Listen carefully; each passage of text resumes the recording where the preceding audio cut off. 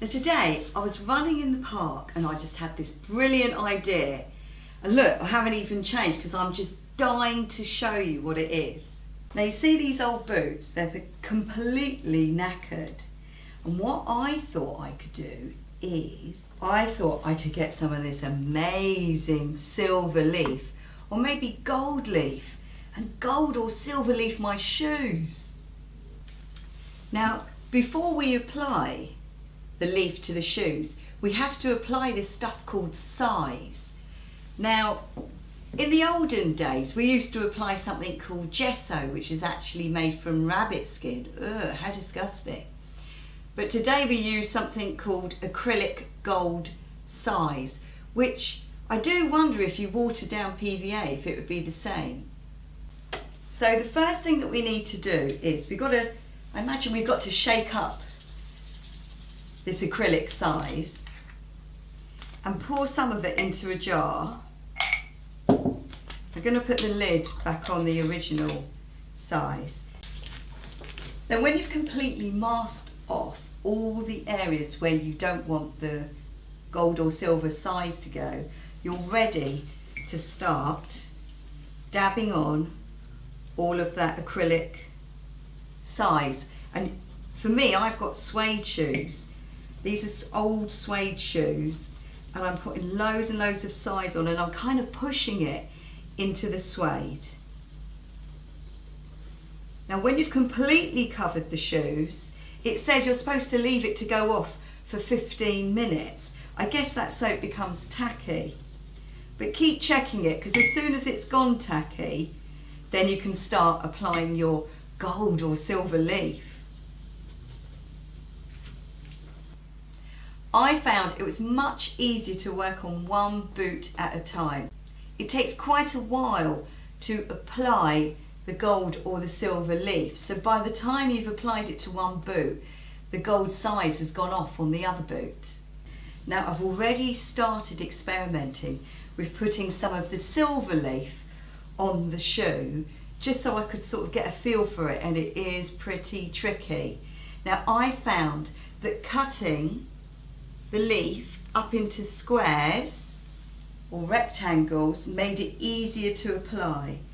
And then I'm just placing it carefully onto the shoe, always overlapping where it was before. And then this paper really comes in handy for just sort of pressing it very carefully onto the shoe. Because once you start putting your fingers onto it, your fingers get sticky, and then it's just a nightmare. It just sticks everywhere.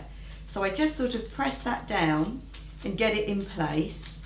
And then I get my next one, and then afterwards I sort of rub it, and towards the end you're going to sort of burnish it like this.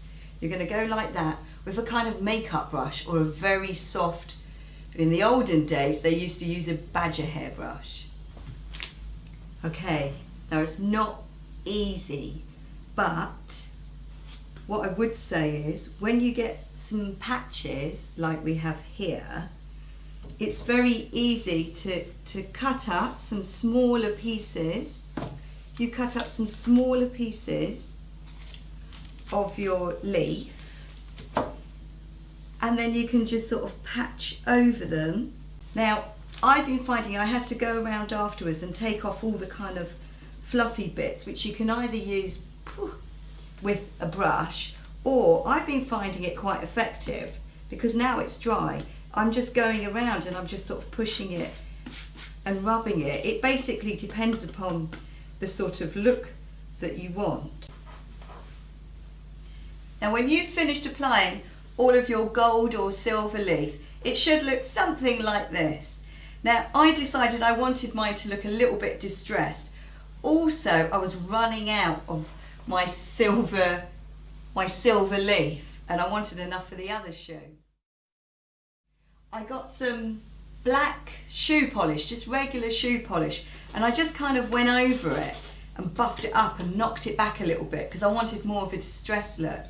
Now when you're completely happy with the way that your boot looks, it's then time to spray it with an acrylic fixative spray. Give it maybe a couple of coats. I love my distressed silver boot. Thank you so much for watching Stitchless TV. Keep all of those comments coming. I do try to reply to all of them. And if you have any photos of any Stitchless projects, share them on my Facebook page, Stitchless Tree. Thanks a lot for watching.